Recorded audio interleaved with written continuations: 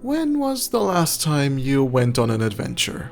How many times has it been that you've been promised an epic tale like there has never been one before? I remember many times a new game coming out promising me exactly that. The world is ending for whatever reason. Again, there is a big bad evil that only you can defeat because, well, you are you, right? Worlds of epic scale, 16 times the details even. Ancient ruins that keep secret treasure only you can reclaim. Massive hordes of monsters only you have the power to defeat. And the ever-looming question of, can you keep the world away from its inevitable tragic end? Yes, a hero is in need. One that will be the savior of all, whose story will be told in bard's tales until the end of time, or, well, the end of the game. But is that truly it? Is that really the feeling of adventure? Let's talk about it.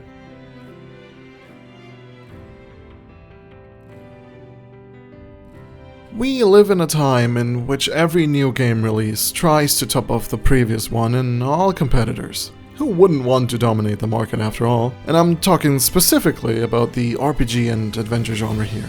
I think I'll never forget the absolute insane promises studios like Bethesda, Ubisoft, and BioWare were giving us whenever they released a new game. This game will be our biggest one yet. Our map will be bigger than any other before. We will have graphics so realistic you forget what reality looks like. You will have to stop a literal god from destroying your world, so you better get ready. Promises that at first glance, really sound awesome, right? Bigger world means bigger game means bigger adventure. Great graphics might not make a good game, but they sure make a game look good, so that's pretty neat to have. The more a game promises you a legendary journey, a spectacle you will never forget, the more excited you should get to dive right into it.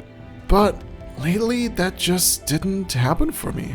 I stopped getting excited. And I'm pretty sure I'm not the only one.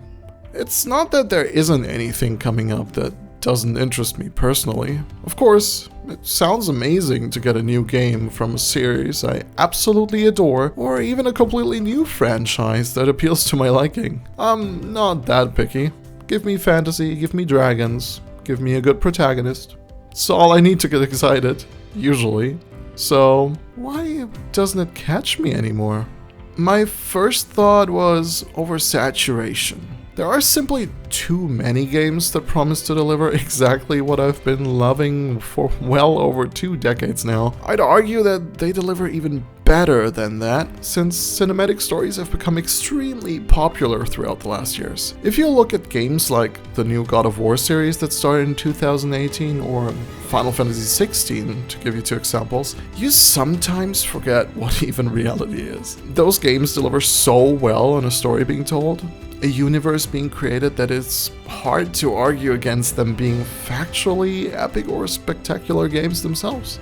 Then, if you take a look at the MMORPG genre, we have Final Fantasy XIV, which sends you on a god-killing mission. Even Kratos would say, "Okay, you might have to slow down a bit, boy." The stakes are high and your sanity is low when you ask yourself, how many gods are there actually left? And I can't talk about MMOs without mentioning World of Warcraft, of course, which meanwhile has us in a 3-expansion saga, literally being called the World Soul Saga, making us prevent the end of all existence, to put it very simple. Long gone are the days of gathering boar meat so Billy can have his pie, or taking care of your thus far greatest enemy, Princess. Who knew the simple days of Classic would lead to a cosmical level of threat being prevented by us? But do I want that? Is another world-shattering spectacle really what I want my game to be?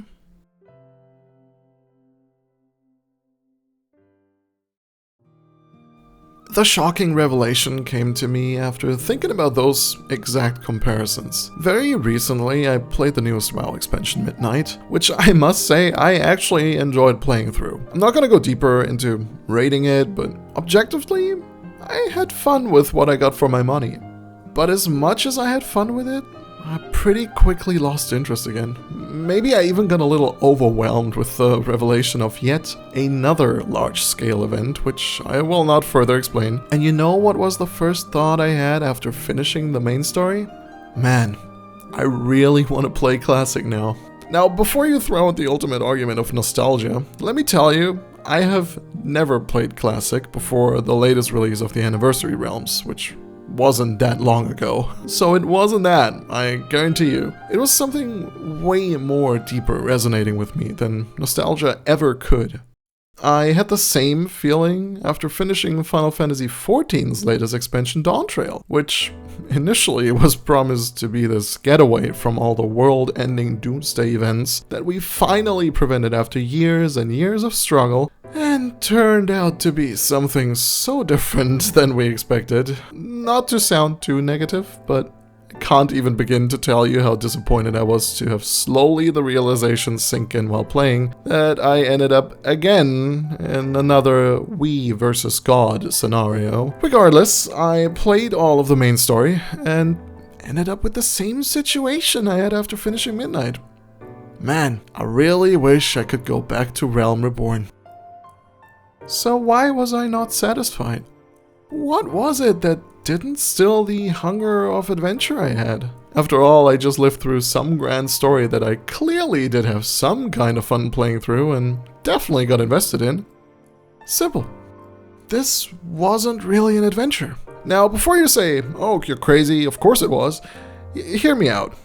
First of all, if that is your opinion, it is totally valid, and I would agree with you to a certain extent. By definition, those stories are adventures, and there's nothing wrong in calling them as such, but they don't really feel like it. We have slowly forgotten something very important about adventure and twisted its definition into something completely wrong. It became about measuring it by the size of the enemy standing in front of us, or what world-ending threat it poses, the number of worlds at stake, or how spectacular the final battle looks like as we save the day once more. But adventure never was about the scale of threat or the size of enemy we're fighting, because when everything is world-ending, nothing feels truly important anymore. Modern fantasy ran into a difficult problem that got more and more difficult to untangle over time.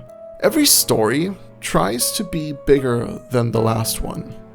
A bigger villain, a bigger threat, a bigger explosion with a bigger consequence. And at some point, we reach a strange place in which saving the universe becomes almost ordinary and meaningless. When every story asks you to stop the end of everything, then the end of everything starts feeling strangely familiar and kind of boring.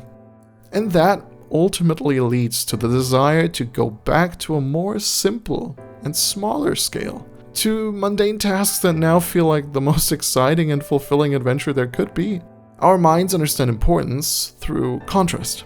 A quiet moment makes a loud moment feel louder. A small request makes saving the world more meaningful. Without little things, the grand things begin to lose their importance completely. 1,000 soldiers marching towards a ruined battlefield can be absolutely impressive, just as defeating a god can be, and should be, an insane feat and spectacle. But without having memories of the small things and little people in the world, you have no reason really to save it from ending. Princess the Boar wasn't memorable because she had the power to destroy Stormwind. She was memorable because she existed in a world in which my problems were still small enough to actually matter.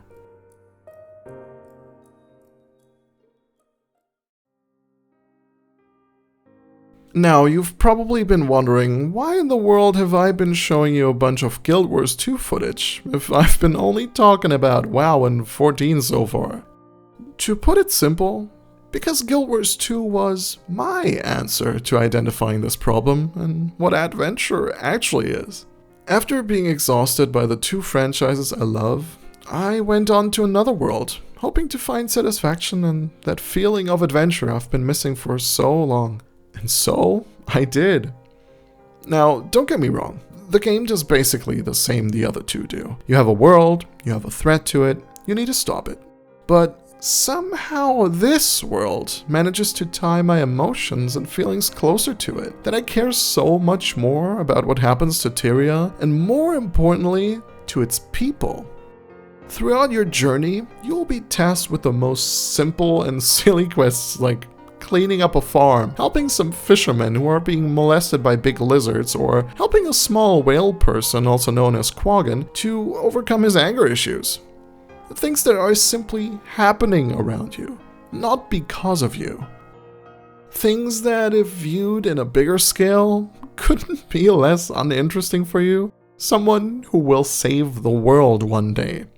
But those small adventures make the big picture so much more meaningful, make the adventure feel like it has a reason. The act of convincing us that this world is a living world with actual beings that exist outside of our involvement raises the stakes so much higher and make it feel so much more real than any cosmic entity threatening to end the world ever could.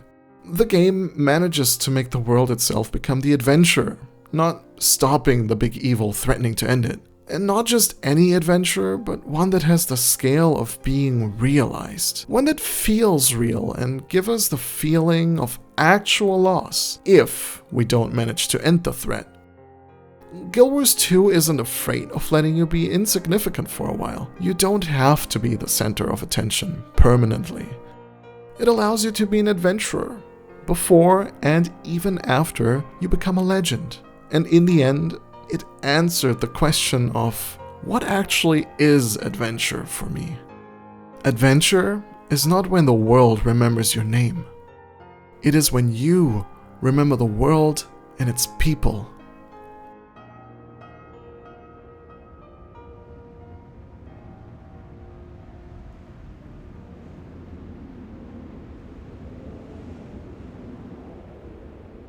Thank you very, very much for watching. Today's video is a bit closer to my soul, since it's a topic that has been plaguing me for a very, very, very long time. I am an adventurer at heart, and having missed that feeling was just so sad to me, so I thought I'd share my revelations with you. I hope you enjoyed the video.